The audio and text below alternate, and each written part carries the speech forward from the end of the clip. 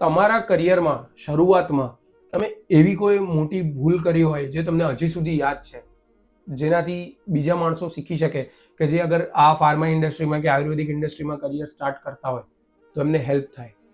જો અમારી દ્રષ્ટિએ મેં જે ભૂલ કર્યો ને એ ભૂલ એ છે કે મેં જોબ બહુ લાંબો સમય ચાલુ રાખી. બરોબર.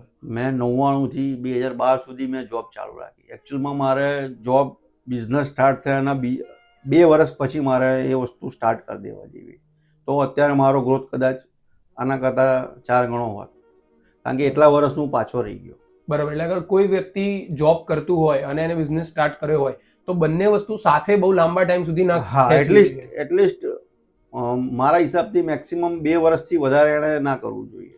બરાબર. તો એટલે એનાથી ફોકસ બિઝનેસ પર સારું થાય તો બિઝનેસનો ગ્રોથ બી સારો. અને એમાં શું છે કે તમે સ્ટાર્ટઅપમાં 2 વર્ષમાં તમને ખ્યાલ આવી જશે કે ભાઈ હવે અપડાઉન્સ આવશે કે નહીં આવે, કારણ કે બિઝનેસમાં તો શું છે કે ભાઈ તમને રૂટીન ખબર પડી જશે કે ભાઈ આ જ પ્રમાણે આ સિસ્ટમથી હશે તો તમે જેટલો તમારા બિઝનેસને ટાઈમ વધારે આપશો એટલો એ વધારે ગ્રો કરવાનો જ છે. સેલેરી ગ્રો કેટલો કરશે? 10%. હવે તમારો સેલેરી 50,000 છે તો 5,000 જ તમને ગ્રોથ થશે વર્ષે. બરાબર. એ જ વસ્તુ તમે બિઝનેસ કરતા હોય તો આજે હું 50,000નો જે ગ્રોથ છે મારો એ હું એક જ વર્ષમાં ડબલ ત્રબલ કરી શકું છું. બરાબર.